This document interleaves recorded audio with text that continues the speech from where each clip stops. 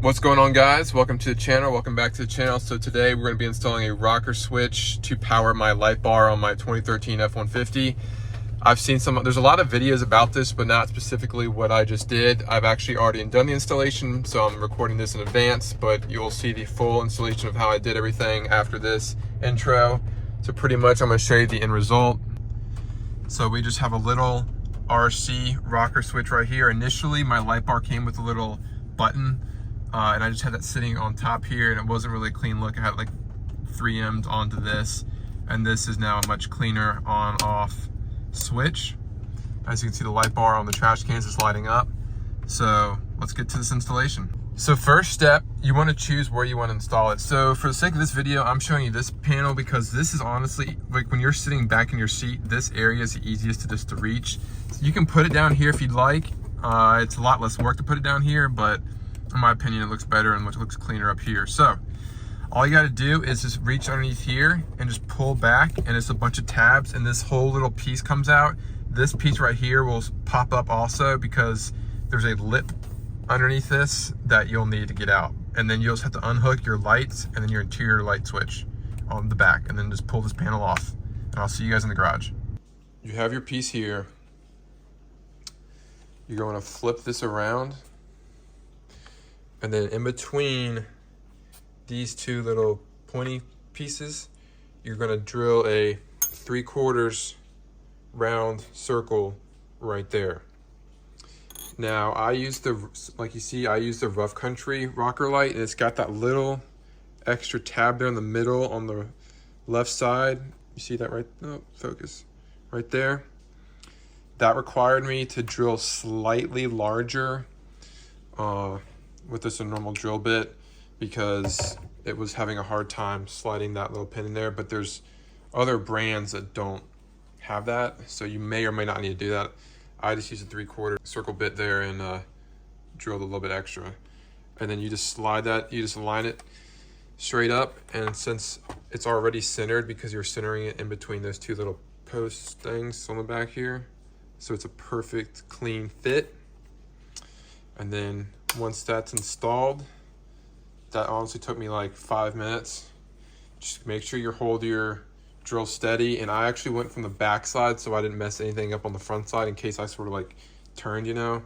If you have a better way to like support this and drill straight and not move, do that. But I just drilled on the back in case I accidentally like slid it one way, it would only mess up the back side, not the front side.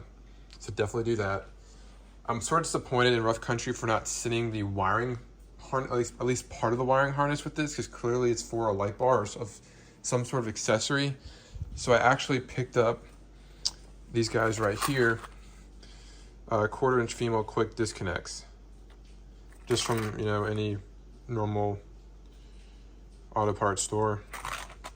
And these three are going to go on the back of the light as so, but first I'm going to tie these into the actual wiring on the truck. So back to the truck. And before we get the wiring, one more thing I forgot to mention, we actually do need to drill another hole right here in the center. So that's what lines up with this, is that, because that's where the wires are going to be ran through.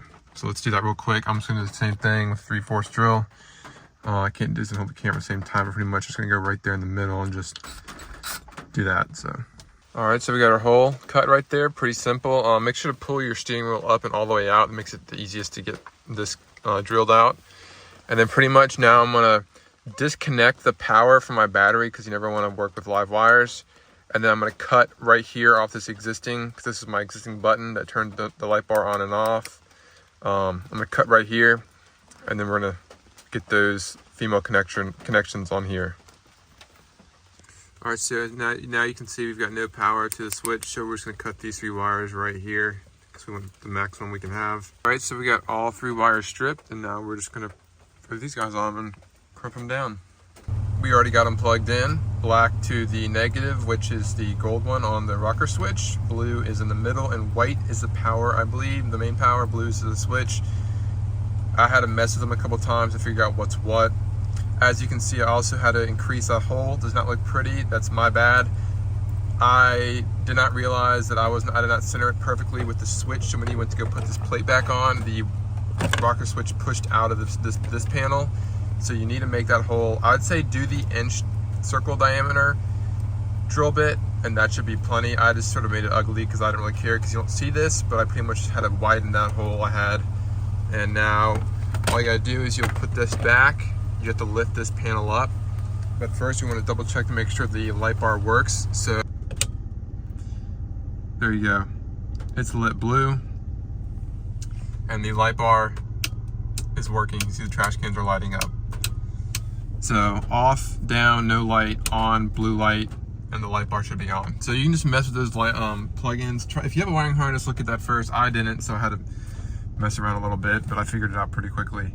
And yeah, so I hope this video helped. This was sort of a how-to, making it as I went, and I know I had some issues, as you saw, with the hole not lining up perfectly. Like this hole did not line up with the hole behind it, therefore this thing just popped out. So either don't put this in yet and put this panel on and put a dot right on this panel behind it, and then take this off and then do the 1 inch diameter, or just do what I did and just go crazy with it and just widen it up so that this switch could fit flush against there. So if this video helped, please give it a thumbs up, drop any comments below in case I didn't cover anything. Pretty much just something new I wanted to do. I had a little external push button, but this is a much cleaner look, and I think it looks pretty good. So I'm satisfied with the results.